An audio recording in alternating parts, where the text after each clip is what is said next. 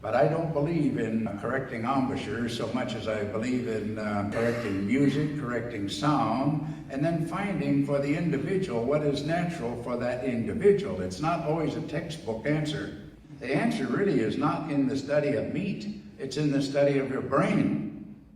In other words, what are you trying to do with the embouchures, where the answer really lies?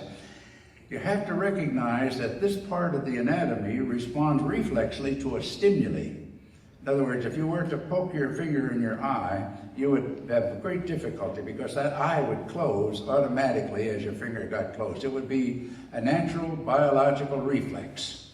The conditioned reflex, you touch a hot stove and you have instant withdrawal. The next time you'll find that you don't even reach the hot part of the stove, you have a withdrawal reflex anyway, simply because you've experienced it. These are reflexes, and they are not biological reflexes, but they are conditioned reflexes, and they become just as valid as any other type of reflex. When we play our musical instruments, this is what we're using. We're using all sorts of conditioning factor which we developed in practice.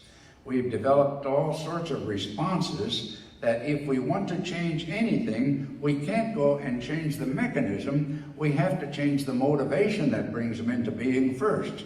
You always have to change the stimuli before you can change the reflex response to that particular stimulus. Now, what is not readily known is that playing a brass instrument, playing a woodwind instrument, these are motor activities, not sensory.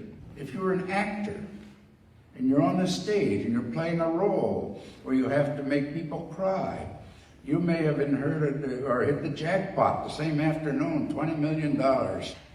You have a wonderful feeling, you go on the stage and your job is to make people feel very sad. You make the mental adjustments and you live the life of tragedy, of whatever it is, for that particular amount of time and become believable, and tears will be in the eyes of the audience very quickly, or reverse it any way you like. But always the imagination has the ability to change these situations of reality for yourself. Naturally, these are our tools that we use as artists. In other words, you cannot just play an instrument by pressing buttons. You can make some sounds that way, but you can't be an artist. To be an artist, you're a storyteller of sound.